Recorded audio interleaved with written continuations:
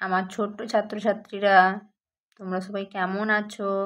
আশা করি তোমরা সবাই ভালো আছো। আগের ভিডিওতে আমি তোমাদের মজার বইয়ের 20 পেজ পর্যন্ত সমাধান করেছিলাম। আজ 21 পেজ থেকে শুরু করব। তাই তোমরা সবাই মজার বইয়ের 21 নম্বর পেজ খোলো, দেখো কি আছে, আর দেখতে থাকো আমি কিভাবে সমাধান করছি। এভাবে তোমরাও সমাধান করবে। তাহলে চলো 21 নম্বর পেজে গিয়ে দেখি শিখন পরামর্শে কি বলেছে। শিখন পরামর্শতে কি বলেছে? শিক্ষার্থীরা উপরের ছবিগুলি ভালোভাবে লক্ষ্য করবে। কোন ছবিতে কী কাজ করা হচ্ছে তা বলবে। কোন কাজটিতে চোখ, কোন কাজটিতে নাক, কোন কাজটিতে ত্বক, কোন কাজটিতে জিভ ও কোন কাজটিতে কান ব্যবহৃত হচ্ছে তা বলবে। সেই অনুযায়ী মাঝের ছবিটির সঙ্গে ওই ছবিগুলি দাগ দিয়ে মেলাবে। তাহলে আমাদের প্রথমে ছবিগুলো ভালো করে দেখতে বলেছে, তারপরে কোন ছবিটি কি ব্যবহার হচ্ছে সেগুলো বলতে বলেছে, আর এই বড় ছবিটার সঙ্গে আমাদের সেগুলি যুক্ত করতে বলেছে। তারপর আমরা ছবিতে কি দেখতে পাচ্ছি? প্রথম ছবিটা কি আছে? দেখো, বই পড়ছে। বই কি দিয়ে পড়ছে? চোখ দিয়ে পড়ছে তো, তাহলে চোখের ব্যবহার করছে। তারপরে কি করছে? আইসক্রিম খাচ্ছে।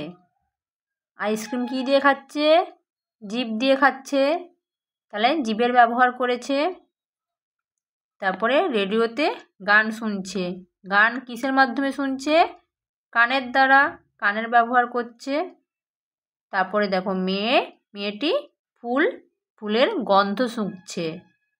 গন্ধ শুঁকে কি দিয়ে? নাক দিয়ে, নাকের ব্যবহার করছে।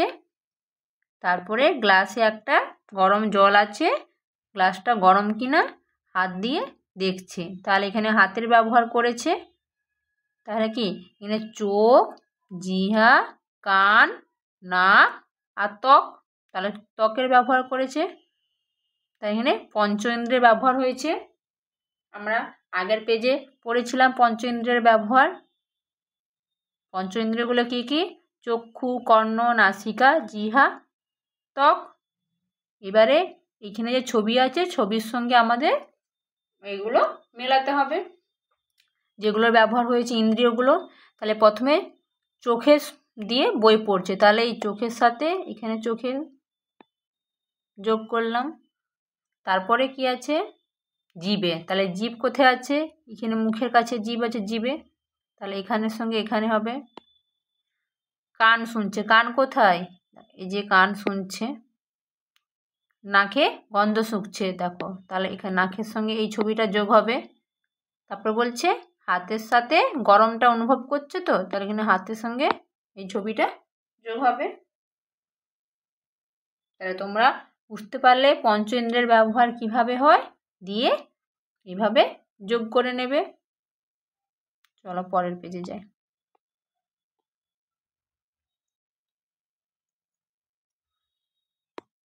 পরের পেজে কি বলেছে শিখন পরামর্শে আমরা পড়ে নিই। কি বলেছে শিখন পরামর্শে?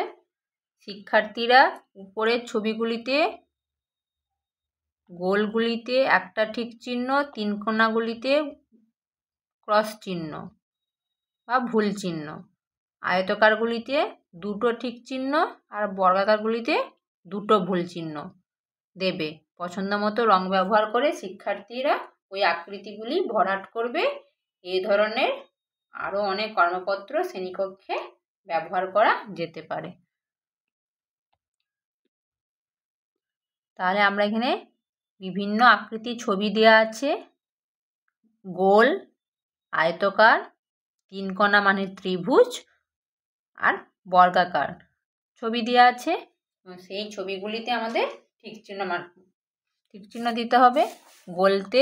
গোল ছবিগুলোতে একটা ঠিক চিহ্ন, আয়তকারগুলোতে দুটো ঠিক চিহ্ন, আর তিনকোণা বা ত্রিভুজের চিহ্নগুলিতে একটা ভুল চিহ্ন, আর বর্গাকার চিহ্নগুলিতে দুটো ভুল চিহ্ন দিতে হবে।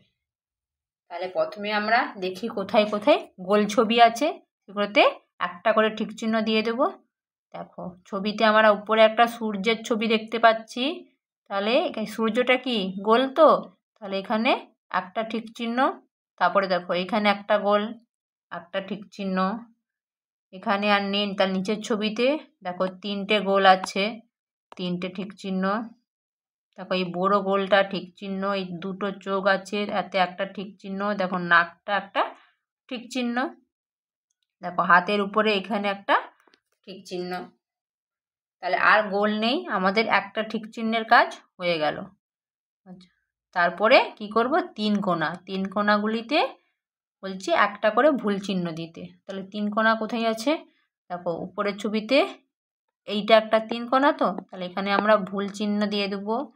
এখানে এইটা 3 কোণা, তারপরে ভুল চিহ্ন, এখানে ভুল চিহ্ন দিয়ে দিলাম।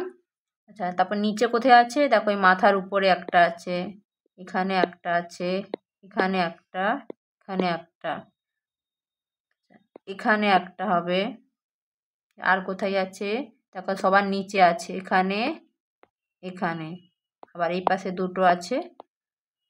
আমরা সবগুলোতে দিয়ে দিলাম একটা করে ভুল চিহ্ন।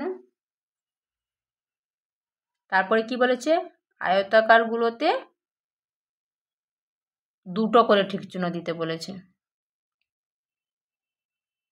তো আয়তাকারগুলোতে কি বলেছে, দুটো করে ঠিক চিহ্ন দিতে। তাহলে দুটো ঠিক চিহ্ন।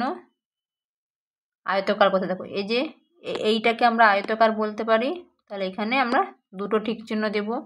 দেখো এইখানে ঘরের ভিতরে দরজা, দুটো ঠিক চিহ্ন দেব।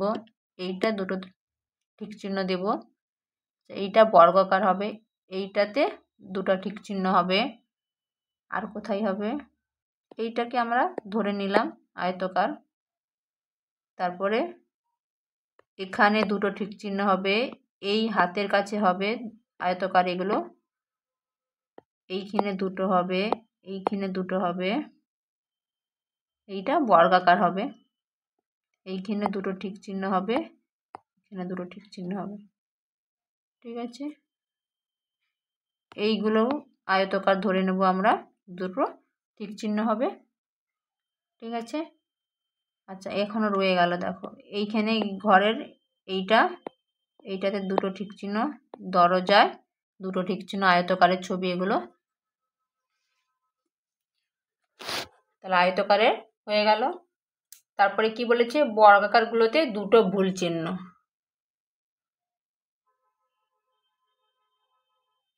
তাহলে বর্গাকারগুলোতে আমরা দুটো ভুল চিহ্ন নিয়ে নেব। বর্গাকার ছবি কোথায়, দেখো এই ঘরের মধ্যে দুটো জানালা, এখানে তাহলে আমরা গুণিতক চিহ্ন দিয়ে দেবো দুটো, গুণিতক চিহ্ন দিয়ে দেবো। এই বড় ঘরটা, এটাও দুটো গুণিতক চিহ্ন হয়ে যাবে বর্গাকার। তার উপরে ছবিগুলো হয়ে গেল।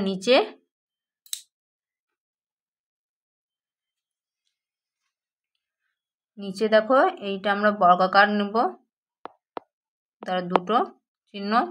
ব্যাগটা, এটা দুটো ভুল চিহ্ন, এটাও দুটো ভুল চিহ্ন। জানালাগুলো আছে, এটা দুটো ভুল চিহ্ন হবে, এটাও দুটো ভুল চিহ্ন হবে।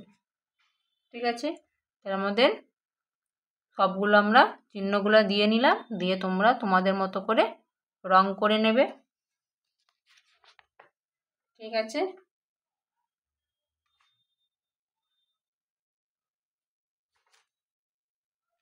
রং করে নেবে তোমাদের মতো করে। চলো তারপরে পরের পেজে যাই। তারপরের পেজ 23 নম্বর। 23 নম্বর পেজে শিক্ষণ পরামর্শে কি বলেছে, শিক্ষার্থীরা বিন্দুগুলি যোগ করে জলের মধ্য দিয়ে হাঁস যাওয়ার পথ তৈরি করবে। তাহলে ছবিতে আমরা দেখতে পাচ্ছি যে উপরে একটা হাঁসের ছবি রয়েছে। হাঁস কোথা দিয়ে যাবে তার পথটা ডট ডট আকারে আছে, সেই ডট ডটগুলোকে আমাদেরকে পূরণ করে নিতে বলেছে। তাহলে তোমরা এইভাবে ধীরে ধীরে ডটগুলো পূরণ করে নেবে। এইভাবে দিয়ে, এই পাশ দিয়ে, এই পাশ হয়ে হাঁস গিয়েছে। হাঁস জলের মধ্যে কিভাবে বিচরণ করে সেভাবে আমরা তার একটা পদ তৈরি করে দিলাম। তোমরা করে নেবে, এটা খুব সহজ, শুধু দেখে বিন্দুগুলো যোগ করে নেবে। চলো পরের পেজে যাই। পরের পেজ 24 নম্বর। 24 নম্বর পেজে কি বলেছে শিখন পরামর্শে পড়ে নেই। বলেছে শিক্ষার্থীরা বিন্দুগুলি যোগ করে মাছের ছবি আঁকবে। এ ধরনের আরও কর্মপত্র শ্রেণীকক্ষে ব্যবহার করা যেতে পারে। তারা কি দেখতে পাচ্ছি, একটা বিড়ালের ছবি রয়েছে আর একটা বক্সের মধ্যে বিন্দু বিন্দু আকারে একটা ছবি আছে। এই বিন্দুগুলো যোগ করলে একটা মাছের ছবি হবে।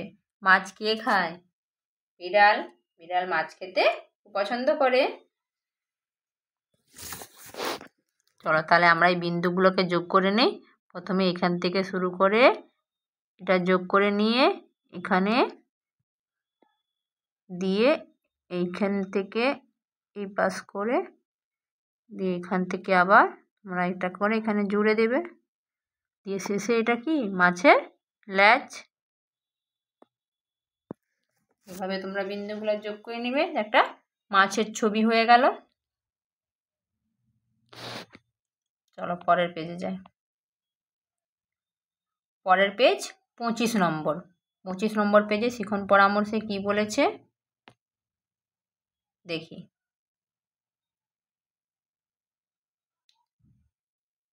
শিক্ষার্থীরা উপরের ছবিটি লক্ষ্য করবে।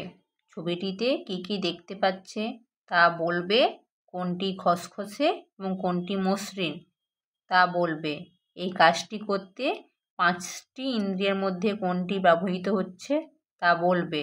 শিক্ষার্থীরা এরকম খসখসে ও বিভিন্ন মসৃণ বস্তুর উদাহরণ দিবে। ঠিক আছে,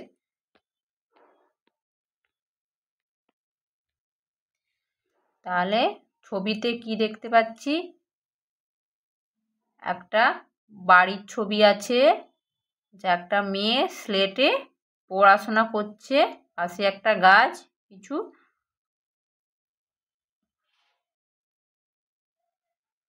ঘাসের ছবি আছে, বিভিন্ন গাছের ছবি আছে, না কিছু পাথর পড়ে আছে গাছের কাছে, দেখতে পাচ্ছি তো এগুলো পাথরগুলো পড়ে আছে।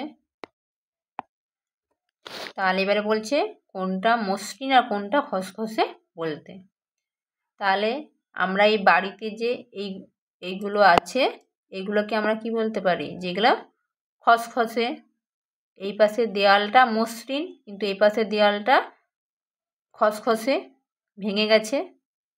স্লেটটা মসৃণ, আর এখানে যে তোয়ালাটা মিলা আছে এটাও মসৃণ। আচ্ছা, এই সিঁড়িতে যে এইগুলো কি, এগুলো হচ্ছে মসৃণ, বুঝতে পারছি। আর গাছের ছবিতে গাছের দেখো ছালগুলো, এগুলো হচ্ছে খসখসে। পাথরের এগুলো সাইডগুলো খসখসে। আচ্ছা, আর দেয়ালের এইগুলো মসৃণ।